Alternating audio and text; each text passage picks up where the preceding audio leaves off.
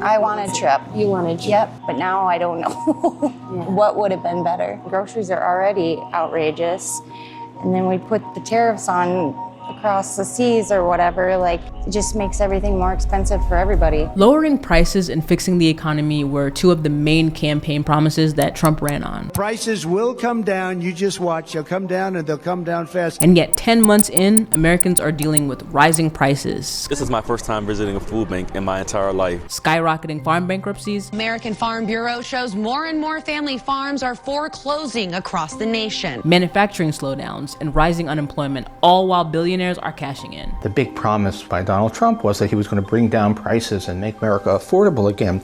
And everything he's done is the opposite of that. Let's get into how all of this has happened. If there is one word to describe Trump's first 10 months, it's chaotic. The most damaging example has been his trade wars. Earlier this year, Trump spent weeks threatening dozens of countries with 20, 50, even 100% tariffs. Now, when tariffs are targeted and strategic, they can be a negotiation tool. But this wasn't strategy at all. It was all improvisation. He slapped tariffs on allies and partners at random, framing it as a way to make America richer. Instead, we got the exact opposite. The impact on my cost could be quite substantial. Anjali Bhargava started Anjali's Cup in 2014.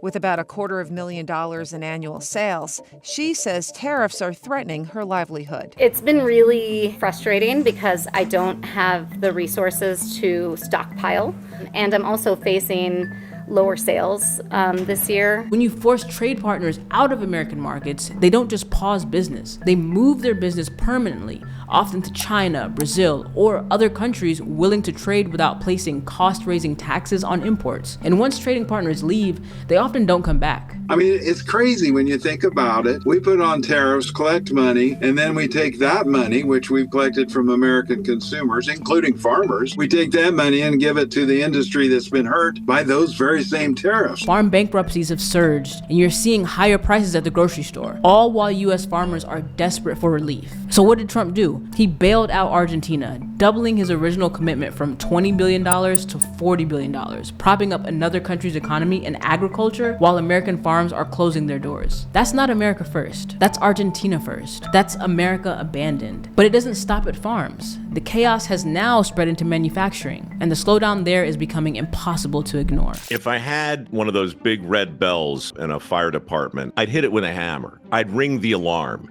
This is it. At Ford, we had 6,000 stalls that were open with no mechanics in them to fix our vehicles. Business confidence surveys show steep declines tied specifically to tariff uncertainty. Additionally, companies like Walmart and Nintendo have already raised prices because of tariffs. Amazon was even prepared to list the tariff amount next to item prices, literally showing customers how much they were losing until Jeff Bezos spoke with Trump and quietly backed away. Production has slowed not because American workers failed, but because Trump made it more expensive and riskier to make things in America. Because here's the truth.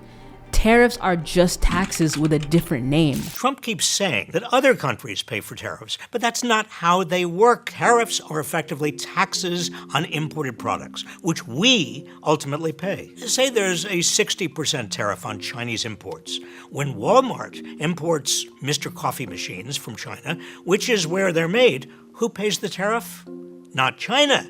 Walmart pays the United States government. And if Walmart is paying 60% more, do you think they will cut into their profit margin and absorb that cost?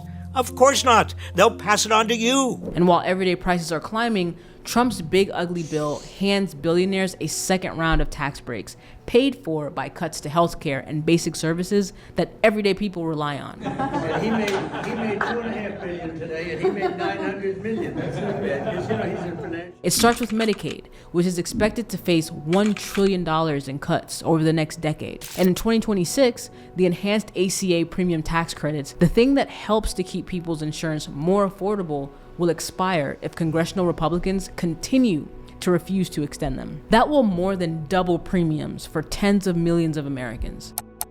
Prices will come down, you just watch. People are not out of work because they don't want to work. They're out of work because the economy has been made unstable and unworkable. And it's not just private sector jobs being hit. Trump is also cutting federal jobs at the exact moment people need government services the most. He's purging career staff, not because the roles are unnecessary, but in many cases because they aren't politically loyal. When you hollow out the federal workforce, there are real economic consequences. Fewer staff means slower disaster relief, slower business loans, slower housing and infrastructure approvals. Programs that support rural communities and small businesses stall out because there's no one left to run them. Economic uncertainty rises because government capacity collapses. The people being laid off aren't just bureaucrats sitting at desks. They're engineers, inspectors, public health workers, infrastructure specialists, and service administrators who keep the economic engine functioning.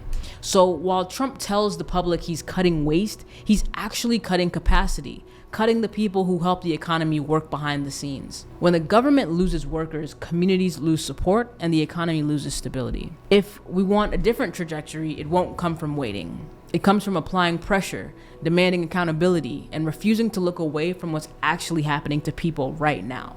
We deserve stability, transparency, and leadership that works for the people and not just the wealthy few.